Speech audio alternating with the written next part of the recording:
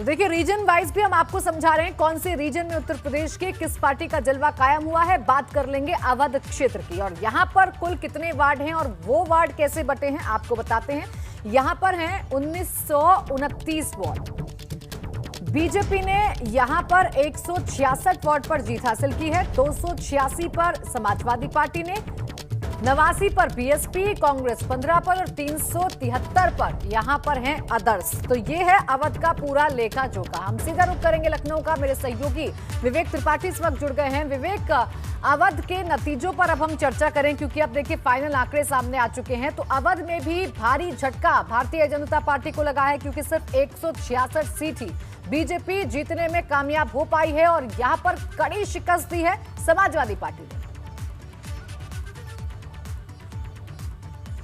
जी बिल्कुल प्राची, देखिए स्थितियां ऐसी हैं कि अवध में लगातार जैसा फोकस किया था इन लोगों ने, बीजेपी ने शुरू से ही वॉर रूम बनाया था और यहाँ पर जो इनकी एक संगठन के लोग थे, जो बीजेपी संगठन का जो जमीनी धरातल पे काम करता है, उसके संगठन के लोगों ने तय किया था, ये निर्देश दिए गए थे ऊपर से कि घर घर जाकर प्रचार करेंगे और घर घर जाकर लोगों से मिलेंगे। पंचायत चुनाव इतने महत्वपूर्ण चुनाव है, चूंकि गाँव का चुनाव होता है और लखनऊ में एक हिस्सा जो आंशिक हिस्सा है वो ग्रामीण है, तो ग्रामीण क्षेत्रों में इसके अलावा जो बाराबंकी है, फैजाबाद, अयोध्या है, तो ये ऐसे जनपद थे जहां पर रूरल एरिया, रूरल पॉपुलेशन ज़्यादा है। तो ये तय किया गया था कि गांव-गांव जाएंगे, धरातल पे काम करेंगे, लेकिन वो सारी स्थितियां सिर्फ कागज़ों पे रहीं और धरातल पर काम नहीं हुआ, जिसका नतीजा ये देखने को मिला कि अवध में ही बुरी तरह से भाजपा को शिकस्त हासिल हुई है। बुरी तरह से बुरी स्थितियां, जो लखनऊ की स्थिति अगर हम देख लें तो लखनऊ सूबे की राजधानी है और यहाँ पर सरकार के जो काम है, जो प्रदेश के लिए नीतियां बनती हैं, जो प्रोग्राम बनते हैं, जो पॉलिसी बनाई जाती है, जो तमाम जो लोगों के लाभ के लिए, समाज के लाभ के लिए जो कार्यक्रम होते हैं, जो योजनाएं हैं, उनका सबका सबसे ज़्यादा असर लखनऊ में दिखता है। राजधानी है, यहाँ पर सरकार बैठती है, तमाम आला अधिकारी यहाँ पर बैठते हैं और उनको लेकर ये होता है कि माना जाता है कि यहाँ पर सबसे ज़्यादा असर दिखेगा उसका, सरकार के कामों का, उसका असर चुनावों पे भी दिखेगा। देखिए प्राची, आपको बता दें कि जो पंचायत चुनाव है या निकाय चुनाव है, उस पर हमेशा सत्ताधारी दल का बहुमत रहता है, सत्ताधारी दल का प्रभाव रहता है और वहाँ पर जीत हासिल होती है। लेकिन इस पंचायत चुनाव ने सारे मानकों को, सारे मिथकों को तोड़ दिया है।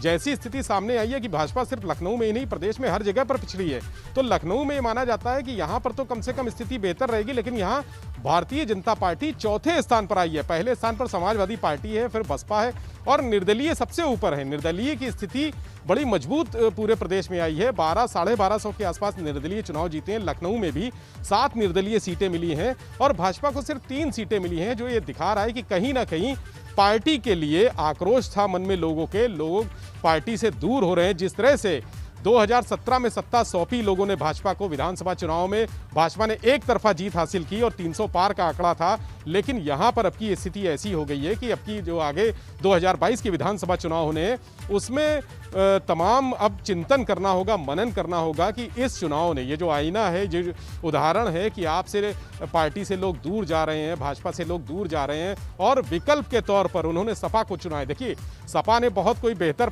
प्रयास नहीं किए हैं पंचायत चुनाव को जीतने के लिए, लेकिन जिस तरह से लोगों ने वोट दिया है उससे ये लग रहा है कि सपा को लोग विकल्प मान रहे हैं और विकल्प के तौर पर सपा को बहुमत दिया है पंचायत चुनाव में। तमाम जो आज सपा के जो तमाम बड़े जो नेता हैं, पदाधिकारी हैं, वो दावा कर रहे हैं कि 60 जनपदों में, 75 जनपदों में चुनाव हुआ था, 60 जनपदों में उनकी अपनी सरकार, गांव की सरकार बनेगी, जबकि ये दावा भारतीय जनता पार्टी कर रही थी कि अब वो गांव की सरकार बनाएगी।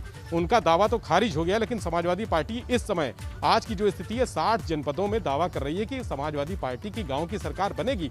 तो भाजपा के लिए चिंतन का विषय है, मनन का विषय है, कहां पर चूक हुई है, कैसे चूक हुई है। जो अवध प्रांत, जहां पर राजधानी लखनऊ है और सबसे बड़ी बात अयोध्या है, जहां पर अयोध्या में राम मंदिर के लिए शुरू से मूवमेंट चलाया भारतीय जनता पार्टी ने, वहां पर पिछड़ गई।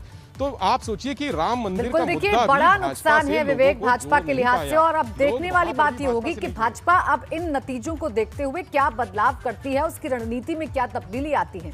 विवेक, आप बने रहिए हमारे साथ, आगे भी आपसे बात करेंगे, आगे भी आपसे समझेंगे कि ये जो नतीजे हैं आखिर उसके मायने क्या है।